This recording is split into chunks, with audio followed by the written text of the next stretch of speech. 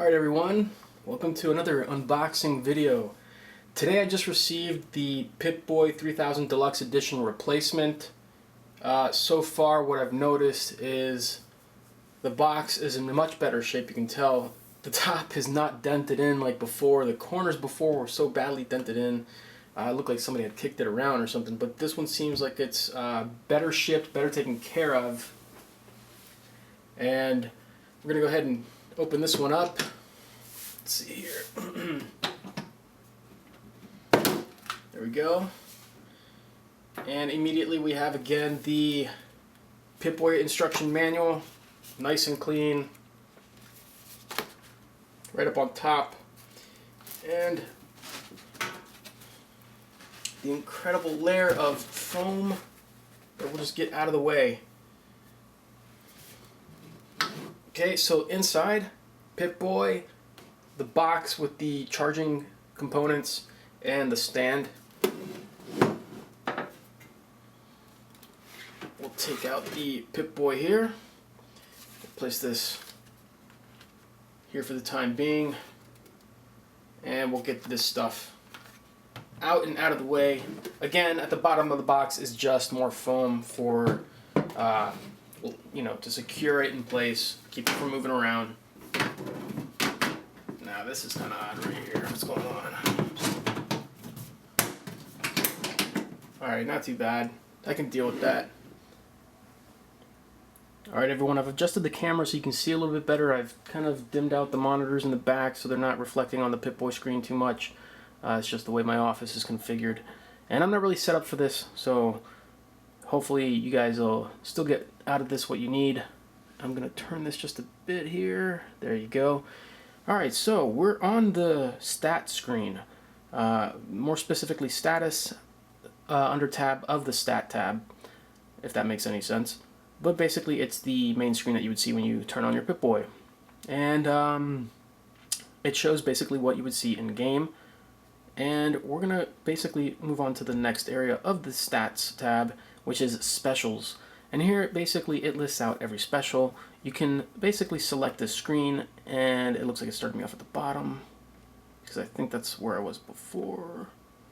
And basically I can scroll through each of these and read about all the specials. And to exit, I would go all the way to the bottom until the top tab appears, or the top button appears, and then I would select that with the button at the top to basically go back to the top tabs. Then from there I can actually go to the perks screen, and basically this is the same thing. I can use the select button here at the top to select this screen. It starts me off at the bottom again because that's where I was in one of the previous takes. But same thing, scroll through all the perks that are available, read about them, have fun doing so, and then go back down to the top button at the bottom, select it, and it returns me back to the top tabs. Now, if you remember from my previous video, I was actually having trouble on the screen. Upon trying to switch to it from the specials screen, it would freeze. Luckily, it doesn't seem like that's occurring anymore. So, that's one good thing. Now, we're going to scroll back to just the status screen, just because, and we're going to go to inventory. Now, the inventory screen is basically useless unless you have your mobile phone connected. What this does is it actually receives and displays your text messages, maybe even your emails. I'm not quite sure offhand at the moment, maybe not. But I know for sure it does text messages. Right here it has an indication that I have none because I don't have my phone connected. But we'll try to do that later on in the video. So we'll skip on to the data. And the first screen is date, which basically displays the date. Obviously today is not October 30th. I have not set this up yet. We just pulled it out of the box. I just got home and received it. And yeah, this displays the date basically, along with some other information as far as locations discovered, days passed, caps found, and I think this information changes either on the amount of time or maybe battery life. I have no idea. But if we basically scroll on to more of the sub-tabs, the next one is clock, which basically displays the current time.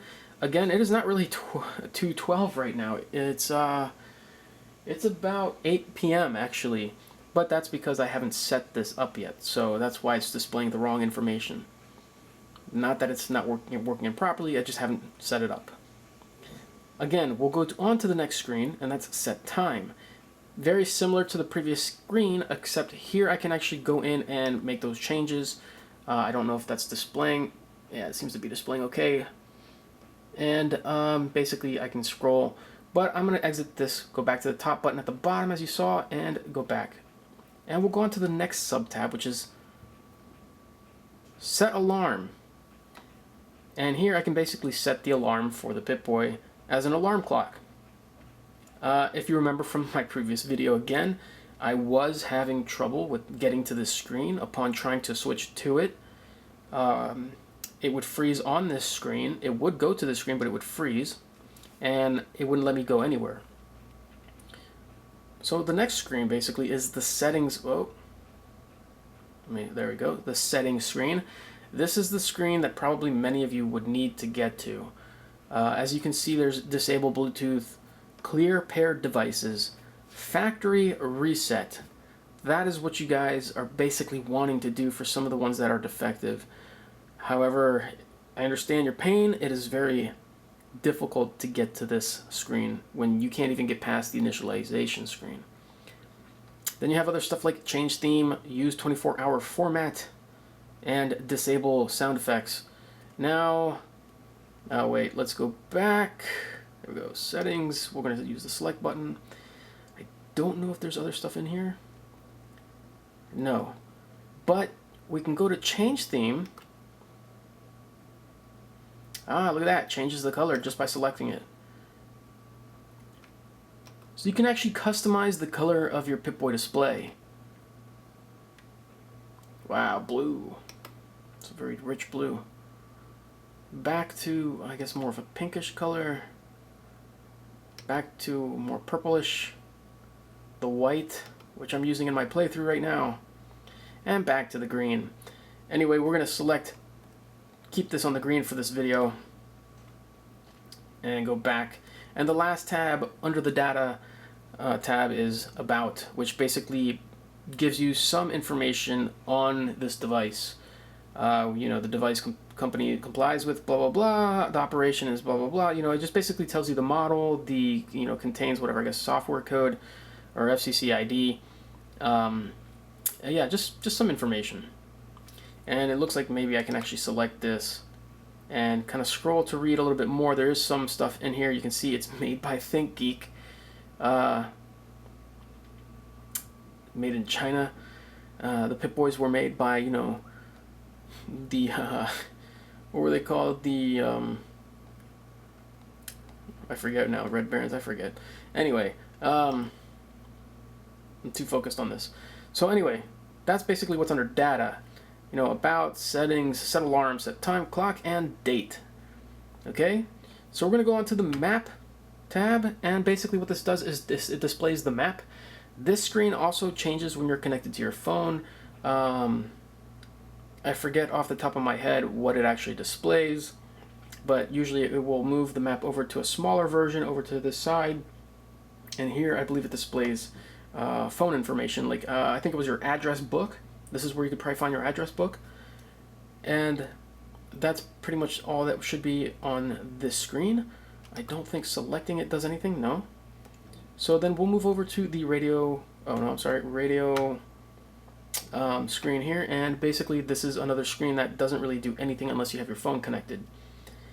Connecting your phone will basically allow you to play music from the Pip-Boy, or on your Pip-Boy from your phone, excuse me. And I don't think that this actually has an actual radio function, unfortunately. This is the radio, or the volume control for the Pip-Boy and the music. This radio tab, I believe, or knob, does not do anything at all. This is just a gimmick right here. Well, the whole thing's a gimmick, but this doesn't really do anything. The speakers are located here and here, and they do sound okay. Well, maybe we'll give this a try when we connect the phone. A a quick few things again. This is where you'll find the holotapes. It is just a 16 gig USB drive. It does not plug into the Pip-Boy. It is just basically a storage spot for a 16 gigabyte USB. This is the flashlight button. Just like you would find in game, this turns on the flashlight so you can see at night in the darkness of Boston. This is the turn off screen, so you can say battery power, or you can turn it back on. And you can actually hear now, or maybe not. There you go. What it sounds like when I'm switching tabs. Unfortunately, this does not seem to make noise. Okay, fine. The white plug-in unit in the back, I don't know if I mentioned that before. The one that you use to open the vault doors, this does nothing. It is stationary. It does not unplug. It does not move. It does absolutely nothing. Very quickly, and we're going to give this a try. I don't know how much battery life this thing has right now. It looks like it's full, but it might not actually be. Okay, we'll quickly move this base out of the way. This is where you plug it in to charge. If I open it up, I want to show you guys something. Here's the latch. Let's see if I can move this up. I have not tried to see what this is yet, but underneath the foam there is, I don't know if you guys can see this. There we go. This little tab right here, that is a micro or mini USB port. I don't know what you'd be able to access if you plug that into your computer.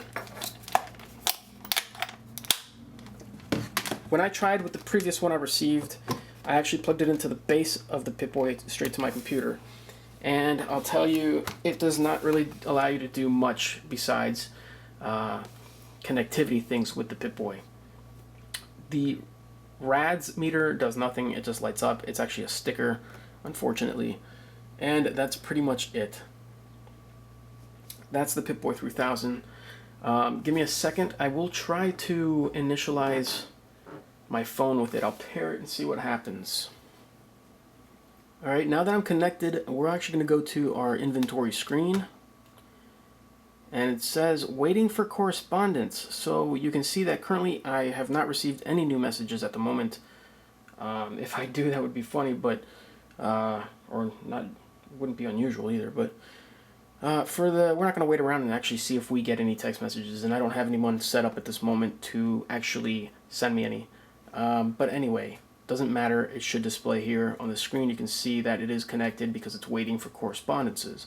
Now if we continue, this screen I believe does not have really any function with my phone. The Pip-Boy has moved over to the right side of the screen, and now we have a music player type button set up there. And what we're going to do is, I don't even know if I have any music set up, but let's see if I can play something.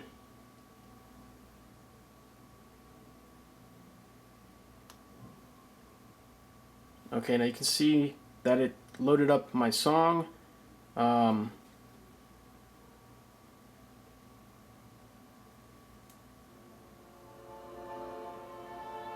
Okay, so you can see here, this volume control works.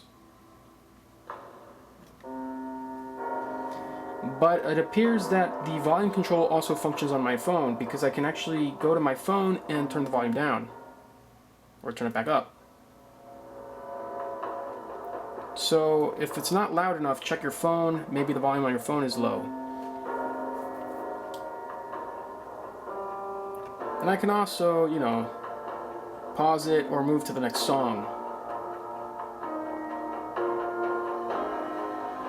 It's not ridiculously loud, but it's decent enough actually, and that might vary from song to song, depending on, you know, those individual recording settings or however it was set up. I'll turn this down a bit actually.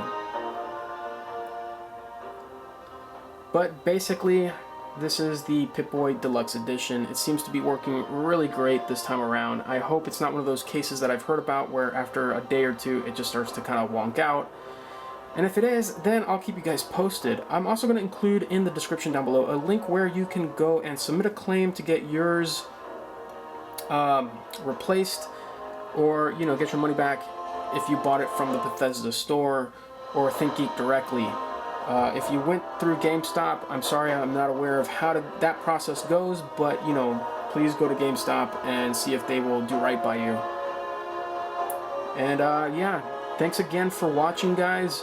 I hope you liked this video. Please drop a comment with any information that may be relevant. Drop a like. And please subscribe to my channel if you haven't subscribed already. I will mostly be doing video game stuff and anything related to it, like this for example. And hopefully you guys will have fun regardless. So I'll see you all later. And good luck to all of you.